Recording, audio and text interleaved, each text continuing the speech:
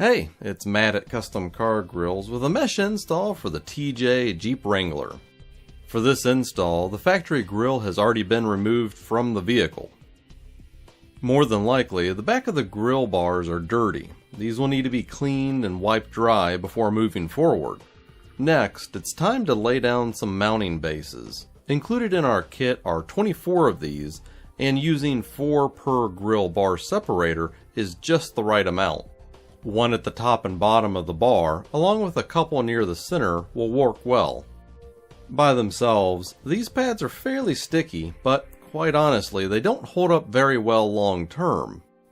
To ensure that they're going to get a good firm hold that will last, I'll get out some automotive goop. This adhesive is also included in the kit for domestic customers within the lower 48 states. To distribute the goop, I'm going to use a toothpick so that I can precisely lead the adhesive exactly where I want it to go. It's imperative that at a minimum, a moderate amount of goop is placed on the left and right sides of the mounting bases. Application of this to the top and bottom of the base is possible, but it needs to be more sparingly so that it won't impede on the threading of the tie through the base. This adhesive takes a while to cure. It's recommended to get 24 hours of cure time before moving forward, so please plan accordingly. Once the goop has cured, then I'll lay the mesh piece into place. I find it's easiest to feed the top of the mesh in first, and then the bottom will push in with ease. The top and bottom of the mesh piece look similar, but the bottom has some rounded corners to accommodate a curve in the bottom of the grill. Next, I'll grab a marker so that I can make some marks on the mesh in some important spots. Right on the spot where the mounting base is, I'll make a little black dot so that I know the general region that I can feed some ties in from. Once I have all the base locations noted, then I'll start the feeding process. I'm getting the tail end of the tie in a mesh hole about 2 down from the marked base spot. This should give me enough of an angle to feed the tie through the base with ease and make the installation manageable. Once the ties are through the mesh, then the tail ends of the ties can be fed through the bases, looped around the mesh, and then connected loosely. From here, it's just a matter of repeating the same step for the next row down. Again, it's really important to note that the ties need to be fastened as loose as possible. Otherwise, it'll be increasingly difficult to get under the mesh as we go further down. The next row is also the same process.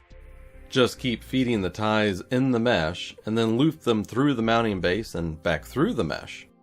The tie should be fed about 2 mesh holes below and 2 mesh holes above the mounting base area that was marked off earlier. Now on to the 4th and last row, and just keep repeating the previous step. Before I forget, it's important to note about this install that the factory grill is quite time consuming to remove.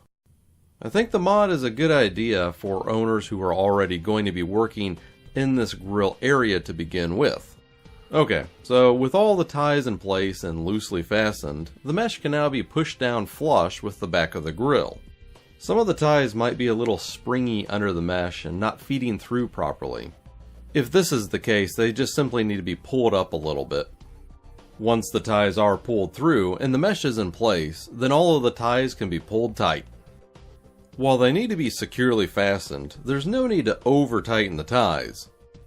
After that, the tail ends of the ties can be cut off and thrown away.